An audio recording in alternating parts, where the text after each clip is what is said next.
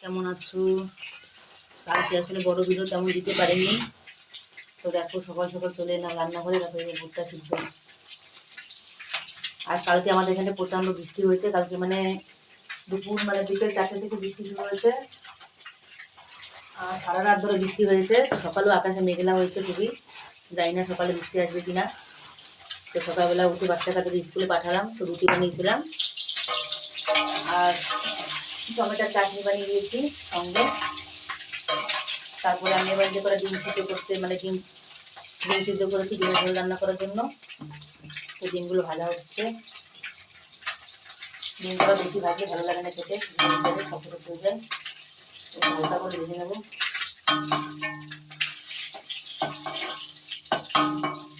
এরকম ডিমটা হালকা করে ভেজে নিলাম, কারণ 6-7টা ডিম আছে। আসলে কাল থেকে তো আমাদের এখানটায় মানে কালকে ক তারিখ, কালকে তো 11 তারিখ, তো কালকে থেকে শ্রাবণ মাস পড়ে যাচ্ছে। তো আমরা শ্রাবণ মাসে আমরা মাছ মাংস খাই না। ডিমটা তো এক ট্রে ডিম আনা হয়েছিল, তো ডিম থেকে গেছিলো অনেক কটাই। মাঝখানে সোমবার মঙ্গলবার খাইনি আমরা, তো ভাবলাম ডিমগুলো খেয়ে নিই। কালকে আবার শ্রাবণ 11 তারিখ, কাল থেকে খাওয়া যাবে না।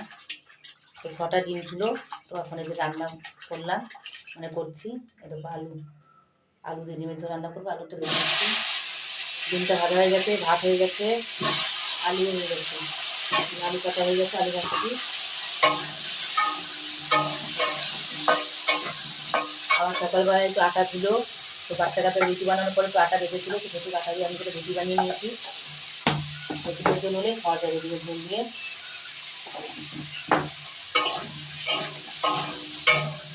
হালকা ভাজা ভাজা হচ্ছে, ততক্ষণ আমি মশলাটা বেটে নিই। দেখো রসুন।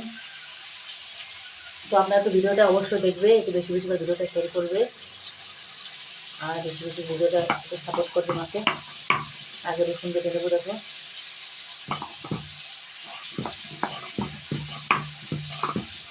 আজকে মনে বৃষ্টি আছে আমাদের এখানটায়, যেমন হচ্ছে আকাশে ভাব মেঘলা হয়েছে, আজকে মনে বৃষ্টি আসবে। এই গরম হলে গরম, বৃষ্টি হলে বৃষ্টি, কি যে করি।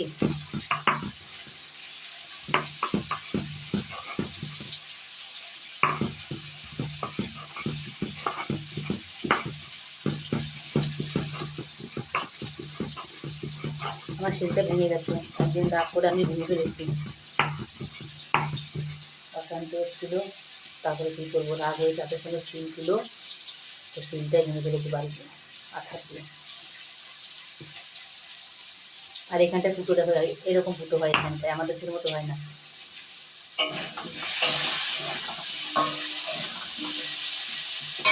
এখানটা ফুটো একটু আলাদা রকম হয়। কাঁচা লঙ্কা, আজকে দোকানে কাঁচা লঙ্কা ছিল না, যা ছিল 7 মাঠ কাঁচা লঙ্কা তাই নিয়ে আসা হয়েছে। খুব গরম লাগছে।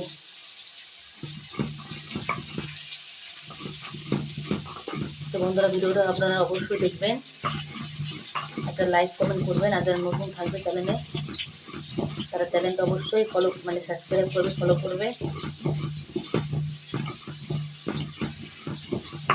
লঙ্কাও কাটা হয়ে গেল আমার।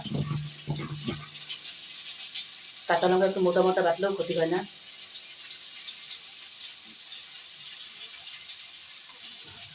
আমাদের এখানে টমেটোর কেজি 70 টাকা হয়ে গেছে, 70-80 টাকা কেজি টমেটোর।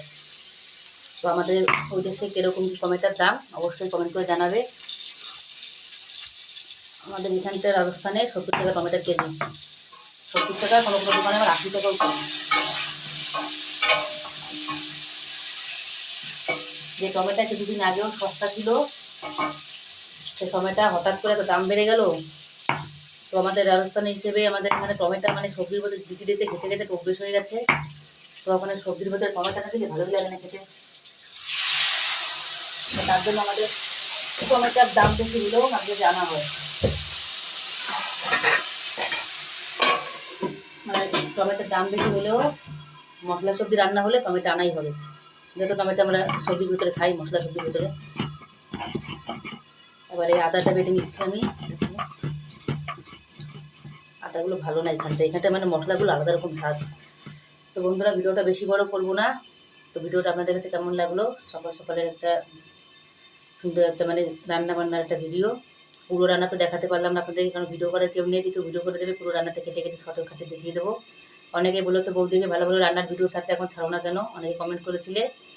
তো এই জন্য ছাড়া হয় না, দেখো একা একা ভিডিও করি তো এইভাবে মশলাপাতি বাড়তে হাতে জল থাকে, সেভাবে ভিডিওটা করতে পারি না একা একা আমি। তো এইটুকু রান্নার ভিডিও শেয়ার করলাম, বাকিটা ভিডিও যদি দিতে পারি তো রান্নার পরে আমি দেবো যে কেমন রান্না বান্না হলো।